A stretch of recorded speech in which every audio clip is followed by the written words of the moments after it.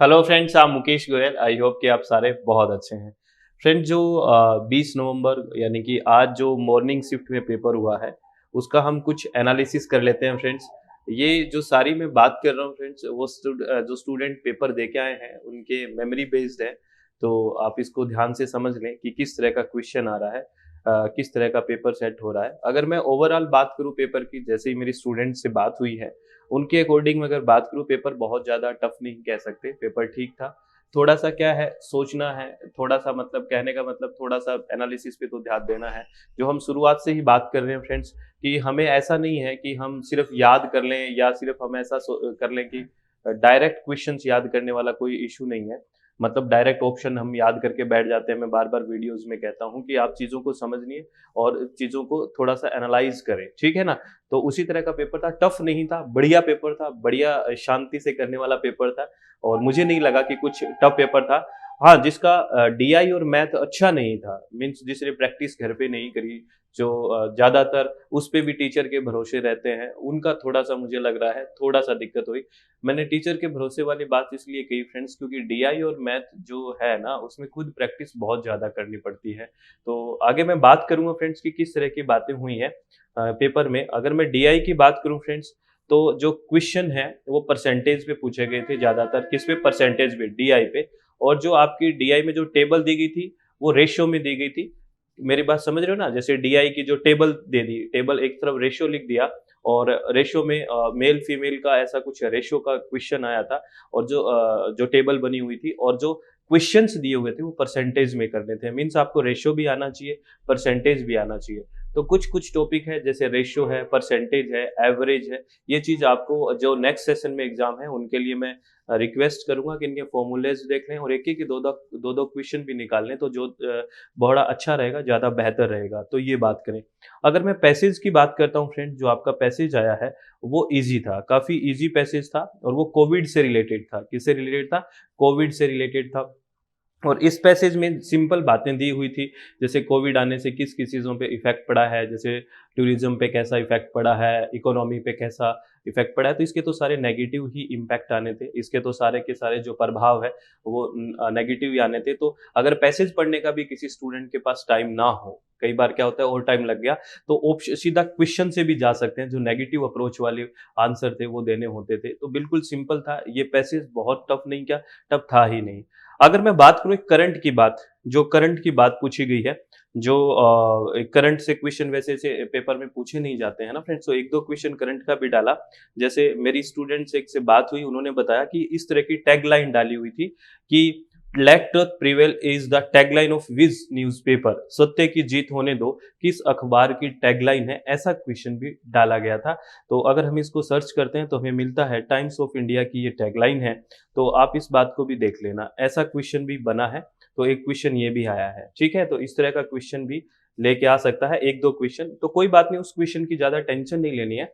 1-2 question आप उस तरह के तुक्का भी मार दो। मुझे लगता है, देखो मैं मेरे विचार बता रहा हूँ कि सारी चीज़ें किसी को नहीं आती है ना, तो 1-2 क्वेश्चन आप कोई बात नहीं, स्किप भी कर रहे हो, तो कोई दिक्कत नहीं, बाकी भी तो बहुत सारे क्वेश्चन्स हैं। अगर आप 50 में से 45 भी क्वेश्चन आपकी जान-पहचान के आ रहे हैं, 45, 46, तो क्या दिक्कत है?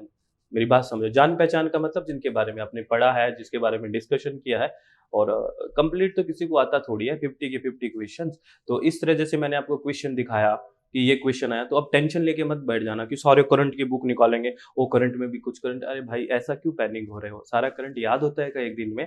तो ऐसा कुछ भी पूछ लेगा वो, तो इस तरह की बातों पे आप ज़्यादा गौर ना करके उन चीज़ों पे गौर करें, जैसे मैंने आपको ये बता दिया, ये किसी में रिपीट हो तो आप टिक कराओ, बस ये बात है और चेक भी करते रहो ऐसी चीज़ें। ठीक है, मैथ की अगर मैं बात करूँ, जो आपका मैथमेटिकल रीज़निंग है, वहाँ भी रेशियो, परसेंटेज, प्रॉफिट और एवरेज को काफ़ी तवज्जो दिया गया है, प्रॉफिट को भी, एवरेज को भी, परसेंटेज और रेशियो को भी, ठीक है?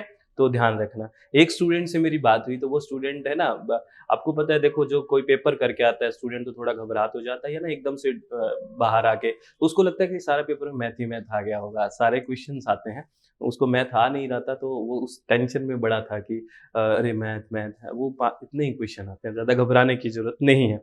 अगर लॉजिकल रीजनिंग की बात करूँ, तो इंडिया मीन्स ऑफ नॉलेज से क्वेश्चन आया है, ये ध्यान रखना। जैसे जो हम पढ़ते हैं अर्थपति के बारे में, अनुपलब्धि के बारे में, ठीक है ना? ये सारे जो चीज़ें थे, जो ज्ञान के साधन है, उसमें से बड़े अच्छे-अच्छे क्वेश्चन आया। हेत्वाभास से भी क्वेश्चन पूछे गए हैं और बुद्धिज़्म से भी क्वेश्चन आया था, ठीक है? इसको हायर एजुकेशन में भी ले सकते हैं, तो वहाँ से क्वेश्चन आया है। रिसर्च में अगर बात करूँ मैं, तो हाइपोथेसिस से स्टूडेंट ने बताया कि क्वेश्चन पूछा गया है। हाइपोथेसिस से यानी कि परिकल्पना से क्वेश्चन पूछा गया है।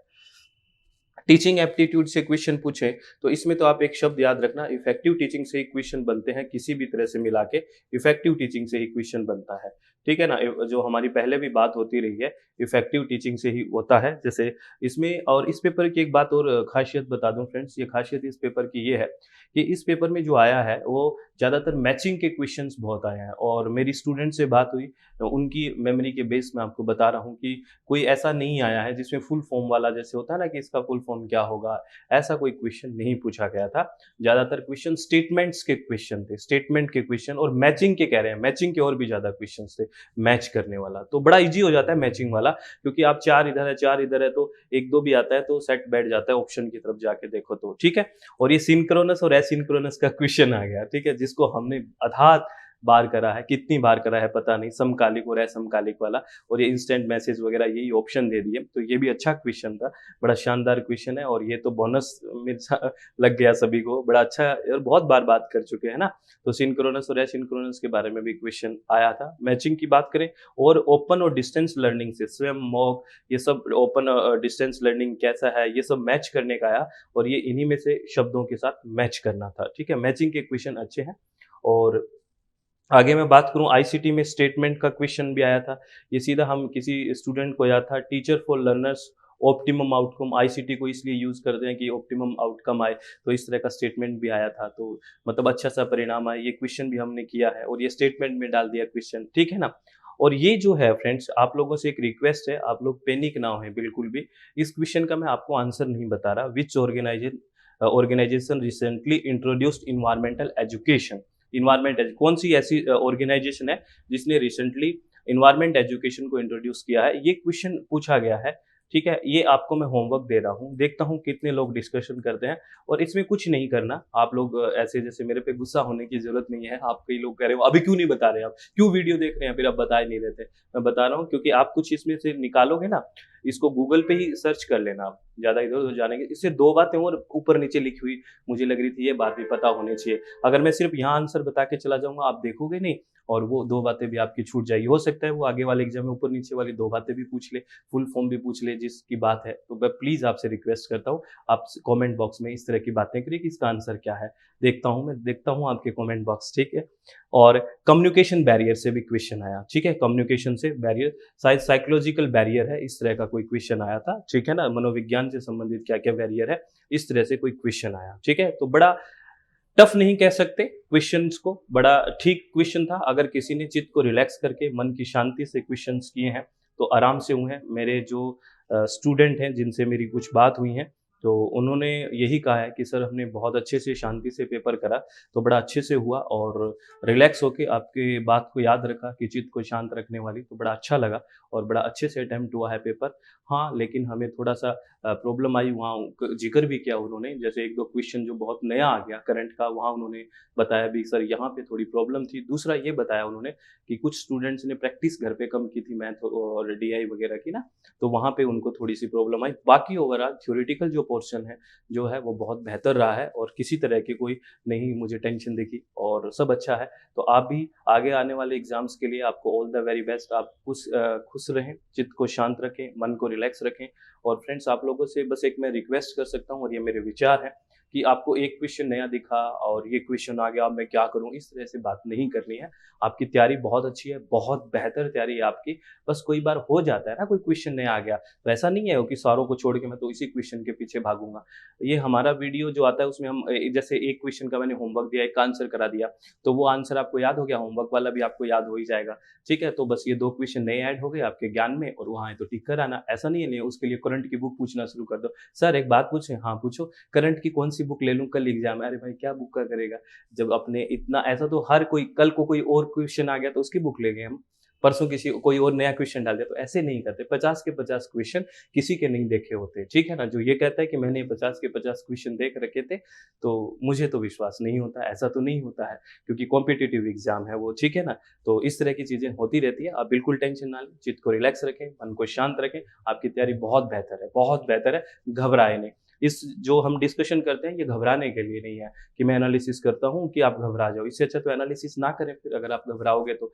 हमारा अंतिम ध्येय क्या है, अंतिम एम क्या है कि आप लोगों का सिलेक्शन हो, आप लोग अच्छे से अपनी मंजिल तक पहुँचे। अगर ये चीज़ टेंशन दे देगी तो इस चीज़ का फ़ायदा क्या रहा, ठीक है ना? इससे टेंशन मत लीजिए, इससे पॉजिटिव वे में लीजिए कि अच्छा 2 बात मुझे नहीं पता लगी, पहले वाली ये बात है, अगर इसमें से कुछ नई बात पता है तो मैं रिफ़ॉर्म कर लेता हूँ चीज़ों को, ठीक है? तो आप अच्छे से शांति से पेपर दे के आना। All the very best. Thank you. Thanks a lot friends.